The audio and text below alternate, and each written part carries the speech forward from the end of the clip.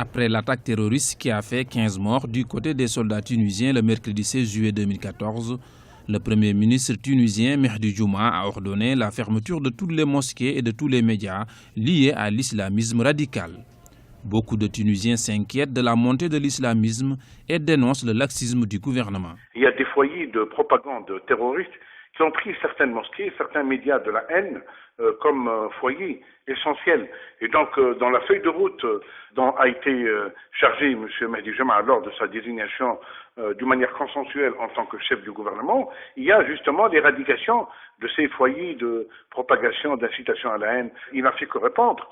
Parce qu'il y a, en Tunisie, il y a 5000 mosquées, dont 4000 ont été construites après l'indépendance.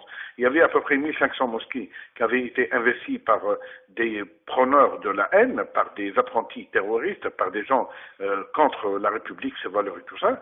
Certaines mosquées ont été reprises, mais d'autres demeurent toujours entre les mains de ces terroristes. Une décision critiquée d'une part par une partie de la population tunisienne qui dénonce la fermeture de radios et de télévision. Et pour le Premier ministre, cette mesure a été prise en étroite concertation avec la haute instance pour l'audiovisuel.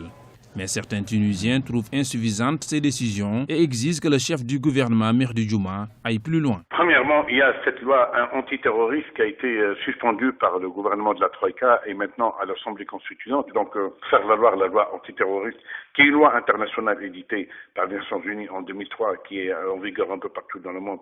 Mais ici, la Troïka s'en est emparée, surtout le mouvement Ennahda, pour dire elle porte atteinte aux droits de l'homme. Il faut une loi antiterroriste claire, nette et précise. Deuxièmement, essayer de parer à toutes les infiltrations au sein de la police, de l'armée et de l'administration de gens pro-Nahda ou pro-Troïka ou même salafistes ou carrément terroristes qui sont dans la haute administration. Troisièmement, voir aussi au niveau des associations juguler toutes les associations qui servent de cache-misère pour les terroristes, pour le recrutement. Depuis l'attaque terroriste de ce 16 juillet 2014, les autorités tunisiennes ont également annoncé l'interpellation de près de 70 islamistes radicaux. L'attaque a été revendiquée par le groupe islamiste, la brigade Okba Ibn Nafa, liée à Al-Qaïda au Maghreb islamique AQMI.